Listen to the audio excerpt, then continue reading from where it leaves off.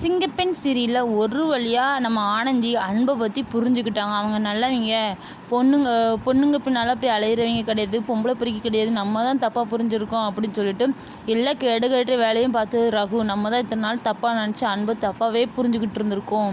புரிஞ்சது மட்டும் இல்லாமல் எல்லாத்தையும் அன்பு கெட்டவன் சொல்லிட்டு இருக்கோம் அப்படி சொல்லிட்டு இருந்திருக்கோம் அப்படின்னு சொல்லி நம்ம ஆனந்தி அவங்க செஞ்ச தப்பு எல்லாத்தையும் உணர ஆரம்பிச்சிருக்காங்க. உணர ஆரம்பிச்சு ரொம்ப ஃபீல் பண்ணி வருத்தத்தில் ஃப்ரெண்ட்ஸ்கிட்டலாம் சொல்கிறாங்க, அன்பு ரொம்ப நல்லவனாக இருந்திருக்கான், அதுக்கு தேவையில்லாமல் அவன் தான் கேமரா வச்சு வீடியோஸ்லாம் எடுத்திருக்கான் அப்படின்னு நினச்சி போலீஸ்ட்டு வரைக்கும் பிடிச்சி கொடுத்து அவனை அடி வாங்கி பாவம் என்னால் அவ்வளோ கஷ்டத்தையும் அவ்வளோ அவமானத்தையும் தாங்கியிருக்கான், எனக்கு அதெல்லாம் நினைக்க ரொம்ப கஷ்டமாக இருக்குது அப்படின்னு சொல்லி ஃப்ரெண்டுகிட்டலாம் சொல்கிறாங்க. அதுக்கு ரெஜினா சொல்கிறா, சாரி கேட்டுரு, நாளைக்கு பாப்பா தானே, அப்போ அன்புக்கிட்ட சாரி சொல்லிடு அப்படிங்காங்க. அதுக்கு நம்ம ஆனந்தி என்ன சொல்கிறாங்கன்னா, இவ்வளோ பெரிய பிரச்சனையை பண்ணி விட்டுட்டு நம்ம இப்போ சும்மா சாரின்னு சொன்னால் அது ஏற்றுக்குருவாங்களா யாராக இருந்தாலும், அந்த மாதிரி நினைக்கிறா நம்ம ஆனந்தி.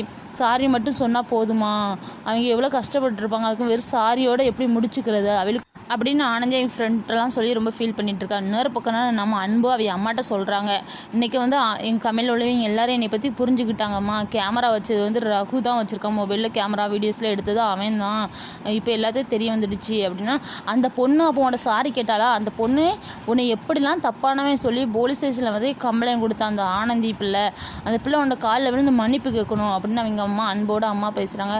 இம்மா சரிம்மா அந்த பிரச்சனை முடிஞ்சு போச்சு, இப்போ வேலைமா மறுபடியும் பேசாதங்கம்மா போதுமா அப்படிங்கிற மாதிரி சொல்கிறாங்க நம்ம அன்பு.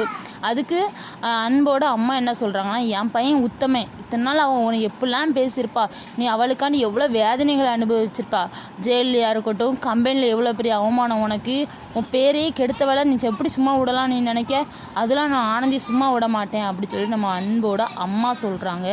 இன்னொரு பக்கம்னா நம்ம ஆனந்தி அவங்க தப்பெல்லாம் உணர்ந்து சரி அன்புக்கிட்ட பேசணும் அப்படின்னு சொல்லிட்டு காலையே வேலைக்கு வந்தோடனே நம்ம அன்பை தான் தேடுறாங்க. முத்துட்ட கேட்காங்க, அன்பு எங்கே, அன்பை நான் பார்க்கணுன்னு.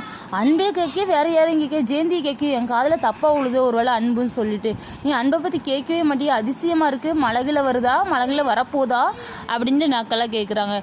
முத்தண்ணா தயவு செய்து சொல்லுங்கள், அன்பு எப்போ வருவார், வந்துட்டாரா வரலையா, அவரை நான் பார்க்கணும் அப்படின்னு சொன்னால், எதுக்குமா நீ அவனை பார்க்கணும், பார்த்து நீ என்ன செய்ய போகிற அப்படின்னு சொல்லி முத்து கேட்குறாரு. இல்லை அவர்கிட்ட சாரி கேட்கணும், அதனால தான். சாரி கேட்டால் எல்லாம் முடிஞ்சிருமா, அன்பு எவ்வளோ நல்லவன் சொல்லி நாங்கள் எல்லாரும் சொல்லியிருக்கோம், நான் ஒருத்தவங்க மட்டும் சொல்லலை, இந்த கமெண்ட்ல எல்லாருமே சொன்னாங்க அன்பு ரொம்ப நல்லவன், நீ புரிஞ்சிக்காமல் இருக்க அப்படின்னு சொல்லி. யார் சொல்கிறதும் கேட்காம நீ சொல்கிறது தான் வேத வாக்கான்னு நீயே எடுத்துக்கிட்டு எப்படிலாம் அன்பை தப்பாக பேசினேன், இன்றைக்கி அன்பை பற்றி புரியுதா, அன்பு சொக்க தங்கன்னு தெரியுதா உனக்கு அப்படின்னு சொல்லி கேட்கவும், ஆனந்தி எல்லாமே புரியுதனே, நான் அதனால தான் சாரி கேட்க மனசார நான் அன்புகிட்ட சாரி கேட்கணும்னு விரும்புகிறேன் அப்படின்னு சொல்கிறாங்க நம்ம ஆனந்தி. அன்பு இவ்வளோ நாளாக வந்து புரிஞ்சிக்காமல் இருந்த ஆனந்தி புரிஞ்சுக்கிட்டதே பெரிய விஷயம் நான் நினைக்கிறேன். நீங்கள் என்ன நினைக்கிறீங்கிறத மறக்காமல் கமெண்ட் பாக்ஸில் கமெண்ட் பண்ணுங்கள் ஃப்ரெண்ட்ஸ்.